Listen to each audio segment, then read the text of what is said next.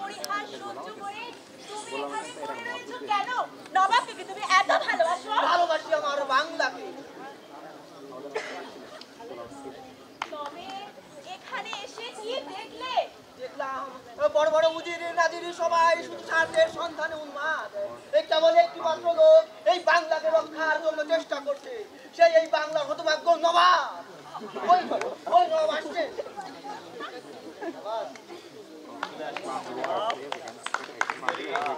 তারপরে বলো, আপনার আদেশের অপেক্ষায় আছি। বলো কে তুমি, এখানে এলে কি করে?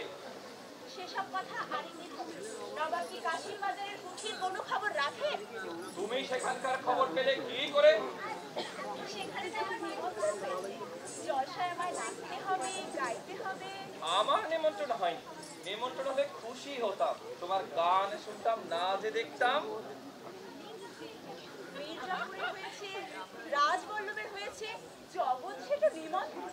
তাদের অনুপস্থিতিতে বাংলার কোনো জলসাই জমে না। আরেকটি খবর জনাব।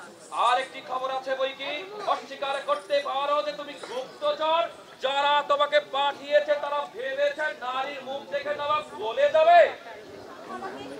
আমাকে ভুল বুঝবেন না জনাব, আমি শত্রুপক্ষের গুপ্তচর নই। তবে প্রাসাদের বাইরে একদল লোককে সর্বদা সতর্ক থাকতে হয়। নবাবের শত্রুপক্ষের খোঁজ আমি তাদেরই এক প্রমাণ আমি দেব। মন্ত্রী মোহনলাল আমার পরিচয় জানে। গোলাম হোসেন, মোহনলালকে এক্ষুনি আসতে বলো।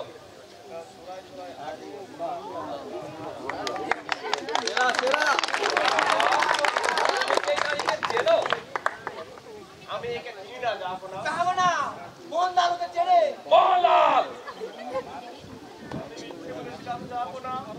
ও আমার ভগিনী, এক বত্রিশ দস্যুকে অপহরণ করে নিজের বুদ্ধি বলেও পালিয়ে আসে। যাবো না, কিন্তু সমাজে ওর ভাই ভাই ওর সব গেছে। যাবো না, কিন্তু এই ইব্রাহিম ভাই, তবে পরিচয় দিতে ভুলতে হচ্ছে লেখা। লজ্জায় তুমি নবাবকে ক্ষমা করো।